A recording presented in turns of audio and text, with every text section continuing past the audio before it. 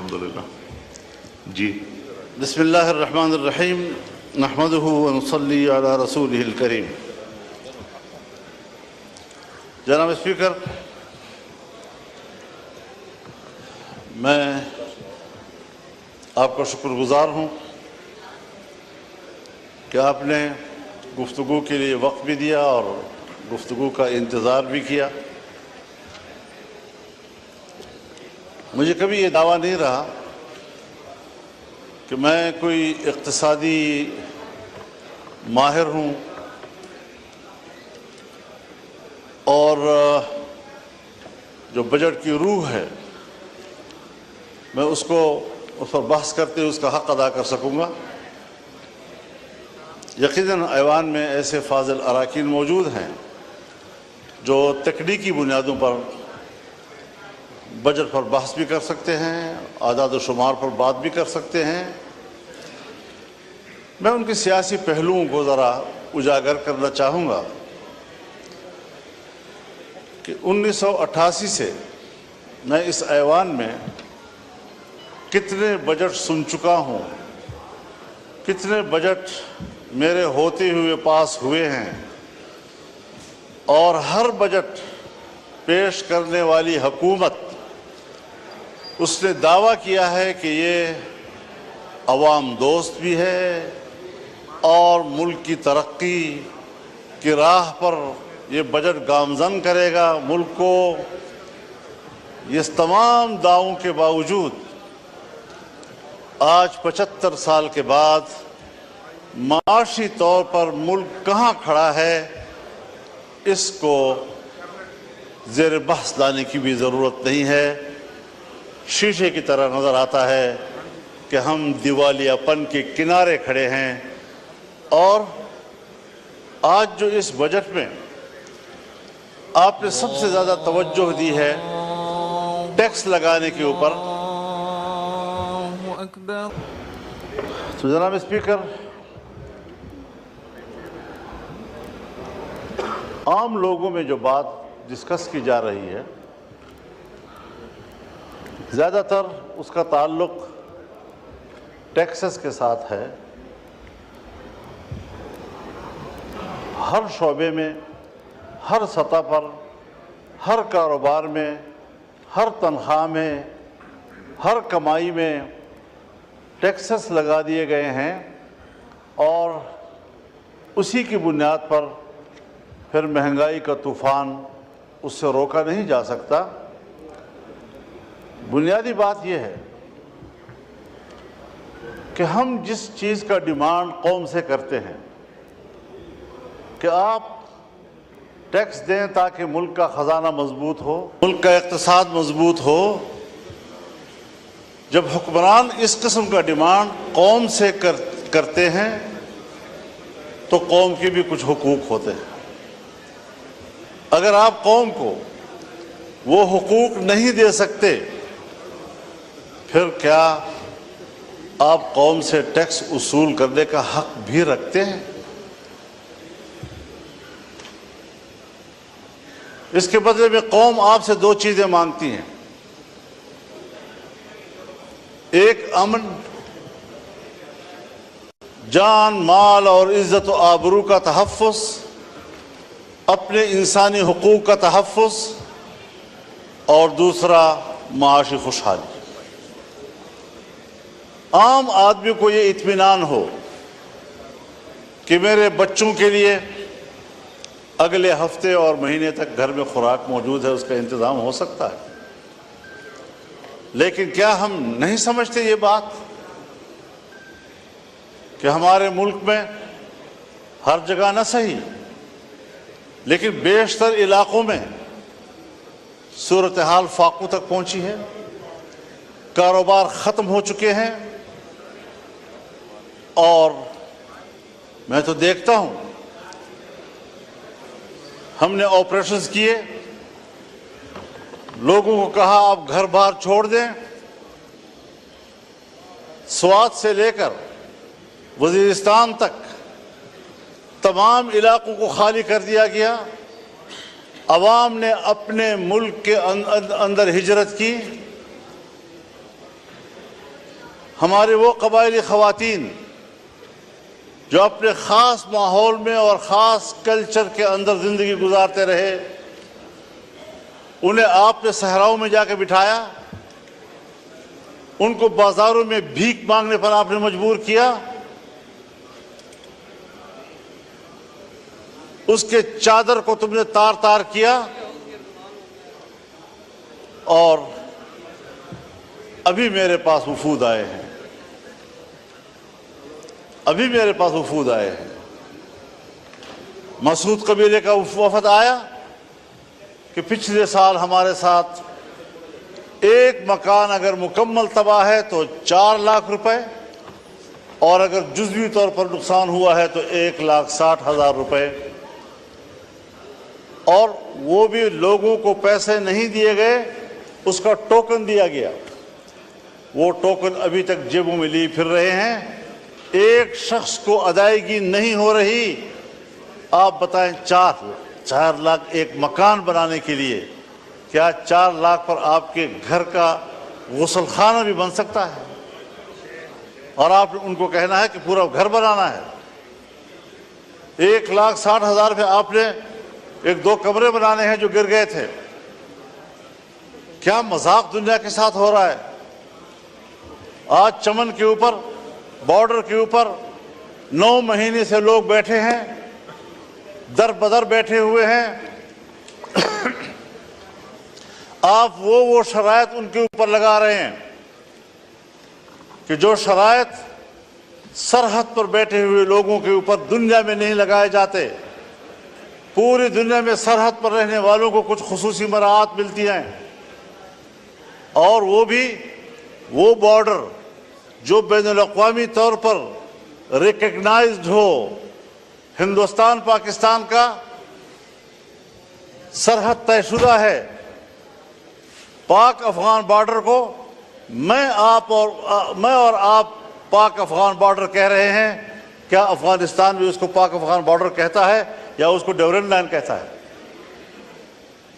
کیا یہ کسی سمجھوتے کی بنیاد پر ہوا تھا کہ ایک ہی آدمی کا گھر، اس کا صحن پاکستان میں ہے، کمرے افغانستان میں ہیں؟ ایک ہی گاؤں کی مسجد، اس کا محراب افغانستان میں ہے اور اس کی مقتدی جو ہے وہ پاکستان میں کھڑے ہوتے ہیں۔ چمن میں جائیں، کتنے لوگ ہیں کہ جن کے گھر پاکستان میں ہیں اور جائیدادیں افغانستان میں ہیں، زمینیں وہاں کاشت کرتے ہیں، وہاں سے مال لاتے ہیں، اپنا کمایا ہوا گھر میں لاتے ہیں۔ آج وہاں پر آپ کر کیا رہے ہیں کہ لوگ بیٹھے ہوئے ہیں، متبادل کوئی ان کے پاس آپ کا تجویز نہیں ہے کہ آپ اس کو کیا روزگار دے رہے ہیں۔ وہ مزدوری کرتے ہیں، بچوں کے لیے کماتے ہیں۔ میں آپ کو بتاؤں جناب اسپیکر، اب نوبت یہاں تک پہنچ گئی ہے کہ گھروں کے اندر، میں بڑی ذمہ دار فورم پر بات کر رہا ہوں، کہ گھروں کے اندر ہماری ماؤں بہنوں نے اپنے زیورات بیچ دیے ہیں، بالیاں بیچ دی ہیں، اور وہ اپنے روزگار کی فکر میں ہیں۔ وہ ختم ہو گئے پیسے، اب گھروں کے دروازے اور کھڑکیاں وہ بیچنے میں مجبور ہو گئے ہیں کہ کس طریقے سے ہم دن رات گزارے۔ اور ریاست اس حد تک شقی القلب ہو چکی ہے کہ ان کو احساس تک نہیں ہے کہ یہ ملک کے باشندے ہیں اور ان پر کیا گزر رہی ہے۔ 9 مہینے تک لوگ بیٹھے ہوئے ہیں، کوئی احساس ہے اس بات پر؟ میرے پاس انگور اڈے کا وفد آیا، بھرپور وفد آیا، اور کہا صاحب آپ تو آئے ہیں ہمارے گاؤں میں۔ میں نے کہا جی میں آیا ہوں آپ کے گاؤں میں، تو آپ بتائیں وہاں ہماری کیا پوزیشن ہے؟ میں نے کہا میری رات افغانستان میں تھی اور میرا جلسہ پاکستان میں تھا۔ ڈیورنڈ لائن انہوں نے مجھے بتایا کہ یہ لکیر ہے، کسی کے گھر کے بیچ میں سے گزر رہا ہے، کسی کے مسجد کے بیچ میں سے گزر رہا ہے۔ ان لوگوں پر آپ اس قسم کے قدغنے لگائیں گے؟ غلام خان کے اوپر یہ صورتحال بن رہی ہے، جمرود کے اوپر یہ صورتحال بن رہی ہے۔ ذرا اپنے شرائط لگائیں، لیکن ان کے لیے قابل برداشت بھی تو ہوں، قابل عمل بھی تو ہوں۔ بس ملک سے وفاداری اور حب الوطنی کا دعویٰ، اس پر آپ قبضہ کر لیتے ہیں، اور جب آپ سے کوئی اختلاف رائے کرتا ہے پھر آپ ملک کے دشمن ہیں، آپ تو ملک کو کمزور کرنا چاہتے ہیں۔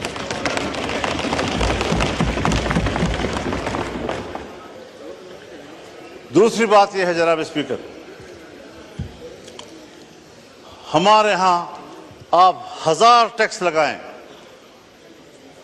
میں پارلیمنٹیرین بھی ہوں، 40 سال اس سیاست کی خارزار وادی سے گزر کر آج کھڑا ہوں۔ ان صحراؤں کو میں نے عبور کیا ہے۔ آپ کے ملک کے عوام آپ کو ٹیکس نہیں دیں گے، اس لیے کہ عوام کو آپ پر اعتماد نہیں ہے۔ اور یہ بات میں کسی ایک پارٹی کے لیے نہیں کہہ رہا ہوں۔ اگر میری حکومت ہو اور میں ٹیکس لگاؤں گا تو میرے ہوتے ہوئے شاید لوگ اعتماد نہ کریں، اس لیے کہ لوگوں کو پتہ ہے کہ میرے ٹیکس وصول کر کے اس کو باہر کے قرض میں دیا جائے گا، IMF کے قرض میں دیا جائے گا، ورلڈ بینک کے قرض میں دیا جائے گا۔ جب میرا ٹیکس میرے فلاح و بہبود پہ خرچ نہیں ہوتا، مجھے کیا پڑی ہے کہ میں عالمی بینک کو بھرتا رہوں اور اپنے پیسوں سے محنت سے بھرتا رہوں۔ اور یہ آج کی ریت نہیں ہے جناب اسپیکر، یہ ہمیں ورثے میں ملی ہے۔ جب انگریز حکومت تھی اور بر صغیر پر ان کا قبضہ تھا اور انگریز ملک میں لوگوں سے ٹیکس لیتا تھا تو بر صغیر کا باسی ٹیکس چوری کرتا تھا، فرنگی کو وہ ٹیکس دینے کے لیے تیار نہیں تھا۔ اس کو پتہ تھا کہ یہ میری فلاح پہ خرچ نہیں ہوگا، یہ ان کے عیاشیوں پر، اور ہمارا مال برطانیہ جائے گا۔ میں خود برطانیہ میں ایک موقع پر یوم پاکستان تھا اور میں میئر کے آفس میں گیا، پاکستانی کمیونٹی وہاں جمع تھی۔ مجھے کہا مولانا صاحب ان بلڈنگوں کو دیکھو، یہ ان کے نہیں ہیں، یہ ہمارے اپنے ہیں، ہمارا مال لا کر چوری کر کے انہوں نے یہ بلڈنگیں بنائی ہیں، یہ ہندوستان کی ہے، یہ بر صغیر کی ہے۔ اس کے باوجود ملکہ برطانیہ انڈیا آتی ہے اور پارلیمنٹ اس کو کہتا ہے تم 100 سال سے ہمارے اوپر حاکم رہے ہو، تم نے ہماری سرزمین پر قبضہ کیا تھا، پہلے اپولوجائز کرو، معافی مانگو، اس کے بعد آپ ایوان میں آ سکتی ہیں۔ اور اس نے معافی مانگی، لیکن جب پاکستان آئی اور پاکستان کے پارلیمنٹ میں آنے لگی تو ہمارے اسپیکر صاحب اور چیئرمین سینٹ نے کہا ہم پہلے بھی آپ کے وفادار تھے، ہم آج بھی آپ کے وفادار ہیں۔ اس نظریے کو لوگ ٹیکس دیں گے، اس کو آپ یقین نہیں رہے گے کہ آپ کی ریاست ہے، ٹیکس آپ کے فلاح و بہبود پہ خرچ ہوگا۔ جب میرا پیسہ میری فلاح و بہبود پہ خرچ نہیں ہوگا، مجھے کیا پڑی ہے کہ میں اس قسم کے ٹیکس، آپ کے ظالمانہ ٹیکس ادا کرتا رہوں گا۔ اور اگر ٹیکس ظالمانہ ہے اور آپ مجھے امن بھی نہیں دے پا رہے، اور جب میرا سب کچھ لٹ جاتا ہے پھر آپ کو جاگ آتی ہے۔ جب چین کا ایک مہمان آتا ہے، اہم مہمان، مجھے یہ کہنے دیجئے، بڑے ادب و احترام کے ساتھ کہنا چاہتا ہوں، ہمارے پرائم منسٹر صاحب بھی، ہمارے آرمی چیف بھی چائنا گئے، وہاں انہوں نے بڑی محنت کی، لیکن سفارتی حوالے سے اگر حقیقت میں بات کی جائے، ہمارے پرائم منسٹر کامیاب ہو کر واپس نہیں آئے۔ مولانا صاحب کائنڈلی اور ساتھ ساتھ مختصر کر دیجئے، آج بہت لمبا دن ہے۔ ان کا مہمان یہاں آیا، جی ہاں، ہم سب لوگ ان کی خدمت میں حاضر ہوئے، مہمانداری کی، اور ہم نے ان کو اپنی بھرپور حمایت، تائید، دوستی سب حوالے دیے، انہوں نے بھی سب وہی حوالے دیے، لیکن ایک جملے میں اس نے ہمیں جواب دے دیا کہ پاکستان میں اب بھی سیاسی استحکام نہیں ہے، پاکستان کی سیکورٹی اب بھی ٹھیک نہیں۔ آپ بتائیں کہ کس بنیاد پر وہ انویسٹمنٹ کریں گے یہاں پاکستان میں؟ جی کائنڈلی حضرت صاحب کائنڈلی وائنڈ اپ کیجئے، تاکہ آج بہت لمبا دن ہے، رات کو 11-12 بجیں گے۔ اب یہاں پر آپ نے عزم استحکام کوئی آپریشن کے نام سے کوئی کیا چیز کر دی ہے؟ میں نے کہا ہمیں تو 2010 سے مار کھا رہے ہیں انہی آپریشنوں کے ہاتھ سے۔ دہشت گردی کے خلاف جنگ، دہشت گردی کے خلاف جنگ، کیا دہشت گردی کے خلاف جنگ یہ بین الاقوامی ایجنڈا نہیں ہے؟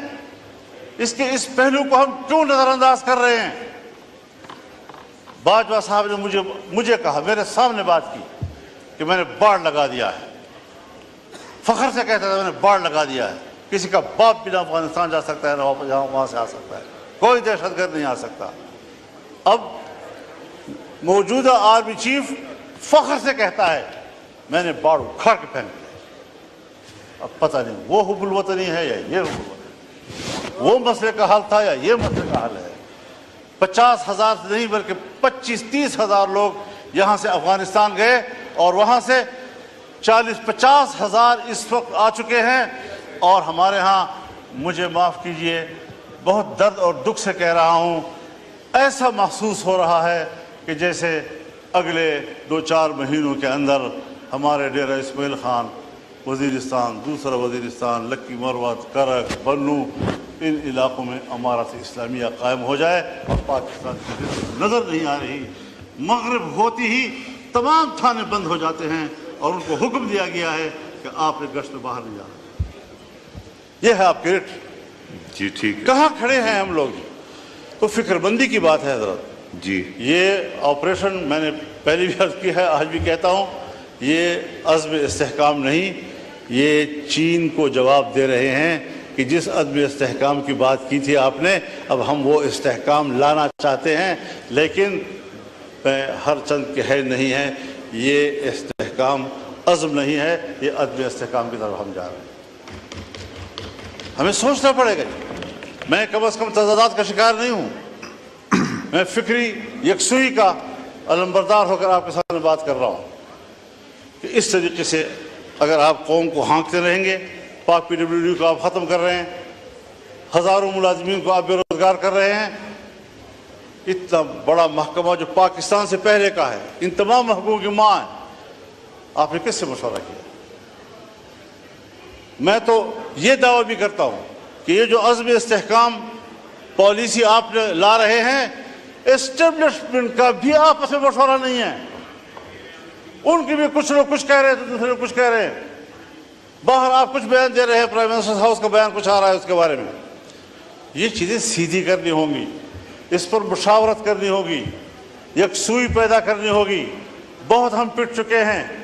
ایک زمانہ تھا میرے گھر کے، میرے گاؤں کے قریب سے بھی یہ نہیں گزرے تھے، آج میرے گلی کی دیوار کے ساتھ گزر رہے ہیں اور وہاں کھڑے ہوتے ہیں۔ ہم کہاں کھڑے ہیں؟ ریاست نے ہمیں کہاں کھڑا کر دیا ہے؟ کیا ہم ایک شہری کی حیثیت سے ریاست پر کوئی حق نہیں رکھتے؟ تو اس ساری صورتحال میں دیکھیں، آپ کی جمہوریت اپنا مقدمہ ہار چکی ہے، پارلیمان اپنا مقدمہ ہار چکے ہیں۔ جب آپ الیکشن میں دھاند لیا کریں گے، اسٹیبلشمنٹ دھاند لیا کریں گی، جعلی پارلیمنٹ وجود میں آئے گی، تو پھر یہی اثر ہوگا کہ عوام آپ پہ اعتماد نہیں کرے گی۔ جی شکریہ مولانا صاحب، مہربانی مائک کھولے کو بنائیں، جی مشاورت کے عمل کو وسیع کریں۔ ٹھیک، آپ پر ذمہ داری ہے، آپ کو نہیں لینی چاہیے تھی ذمہ داری۔ میں نے مشورہ آپ کو دیا تھا کہ یہ پنگا مت لو، لیکن آپ نے پوچھا پنگا کسے کہتے ہیں، تو میں نے کہا وہ پھر لے کر ہی پتہ چلتا ہے اس کو۔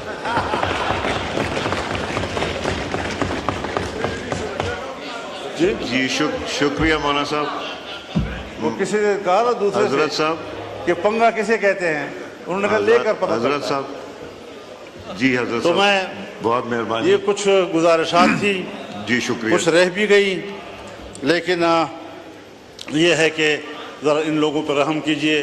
تفتان کی صورتحال بھی یہی بنتی جا رہی ہے، وہاں پر بھی انتہائی جو ملک کے مفاد میں سب کچھ ہو رہا ہے اس کو راستے میں روکے جا رہا ہے۔ بہت میں مہربانی۔ آپ کا بہت شکر گزار ہوں، اور میں نے اگر دخل در معقولات کیا ہے اور آپ کے نظم و نسق کو متاثر کیا ہے، اس پر آپ سے معذرت خواہ بھی ہوں، لیکن بہرحال درد دل تھا جو آپ کے سامنے رکھا ہے اور پوری قوم کے سامنے رکھا ہے، اور انشاءاللہ یہ درد دل کا سلسلہ چلتا رہے گا انشاءاللہ۔ شکریہ جی۔ The house is adjourned to meet at 2:10 پہ ہم پھر سے شروع کریں گے۔